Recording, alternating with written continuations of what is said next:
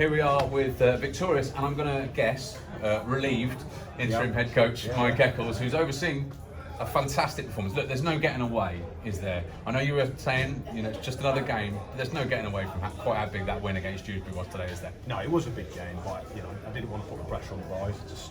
I do firmly believe that if we just keep trying to improve and stick to the process, that we'll get the results.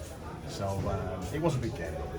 You've made some changes since Jermaine came in, and then the most notable change, you talked about it in the week, is mixing youth and experience, and it's paying off. Yeah, I think so.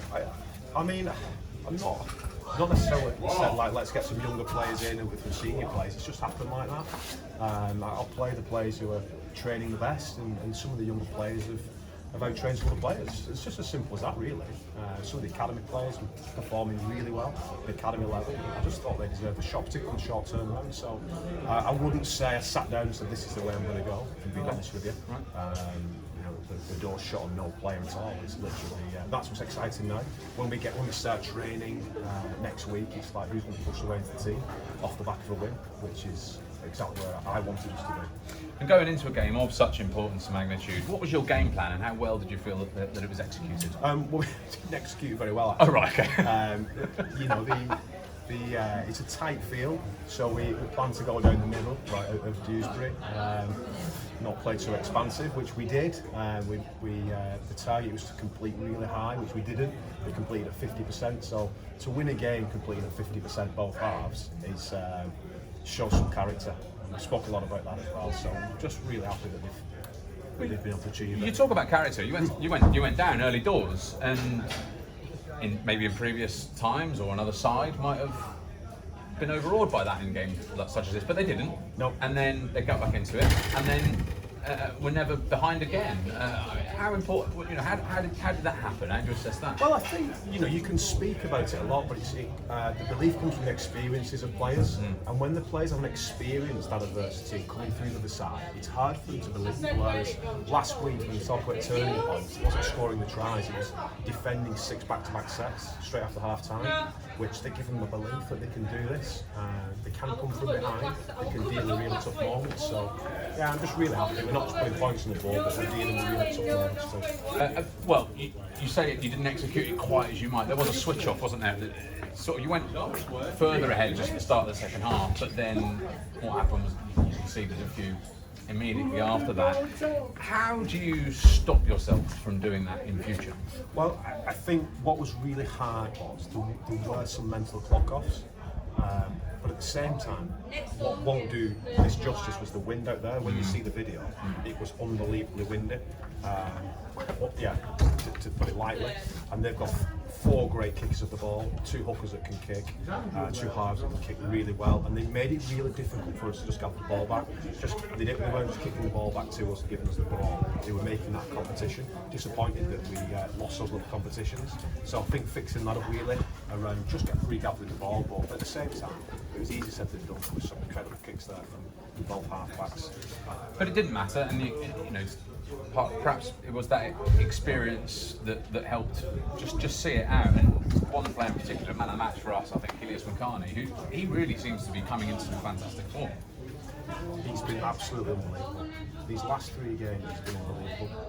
All over too. The back 3 has been outstanding for us.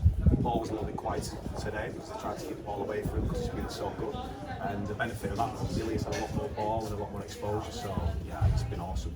And not just in performance, just in his leadership qualities and relaying the messages that I want to get across to the players. And it wasn't just experience. There was 2 Davidsons today, both the Sams. Yeah. They both played really well, I thought. Really They had fantastic debuts and a try as well from Sam Hall. Yeah, they were brilliant. Absolutely outstanding. I mean, I know exactly what we're going to get from Sam Davis. I love him to pieces. He's been with us a long time. I knew exactly what we were going to get. He was so tough. He was when he came on, he lifted us, which was great. Sam Hall was outstanding. Really, he gives everything we expected. He carried the ball tough. He's got good hands. He links up well around the field. So yeah, delighted for them too.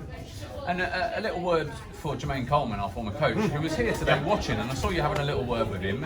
How much do you credit him for the work that he did earlier in the season that's perhaps allowed you to build on that? Absolutely, yeah. I mean, we still see him as part of the team, and unfortunately he's moved on. But I've always said it, we're just trying to build on what Jermaine and Jamel have put in place. We're not getting around that. We're putting some really good things. So, yeah, absolutely. This win as much for him as it is for us as well. And for us, how big psychologically is the win? Moving out of the relegation zone, above the team that probably are likely it's going to be either one of Dewsbury or Broncos, perhaps, who's in the bottom two. How big psychologically is it? Possibly. It's just so long to go. I said it all week. There's still around 40% of the season to go.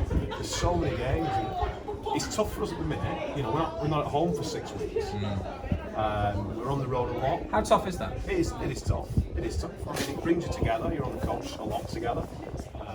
Last week we went to Cumbria and York in 3 days. I never spoke about it before the game. You don't want to make excuses, but that's tough. That's tough for anybody. So yeah, it is. We look forward to getting home. That's still a good few weeks off. Still, our next home game is obviously Eccles, which we look forward to. In terms of getting back to Wimbledon, it's still a good few weeks off. And finally, for you, is this the moment you use to really kick on and just not look back and forget about those relegation and just move on up? Yeah, I think so. So I think internally we're not talking about being in the bottom two. We don't.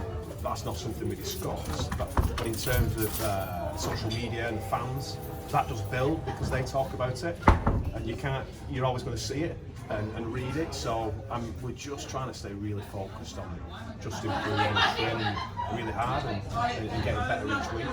But when that is hanging over you, it is tough.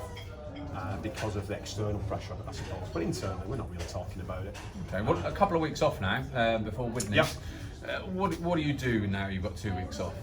Well, there's a few... Well, not off. It's not off, is it? It's not. It's never off. It's not off. There's a few busted bodies that we need to just get right. But I think, touch wood, we've come through that game okay. I'll speak to Charlie after. But it looks like we've come through okay. And I keep using that word excited, but I'm actually excited because we've got City back today. He's obviously important for us. We brought in Sam Paul, Sam Davis, Will Wobbledon back today. We've still got Reece Curran and Wellington Albert, which are around the corner, didn't quite make today. So you throw them two in the mix on top of the new players that come in as well. We should be expanding our squad and our options. The only way is up. Congratulations, Mike.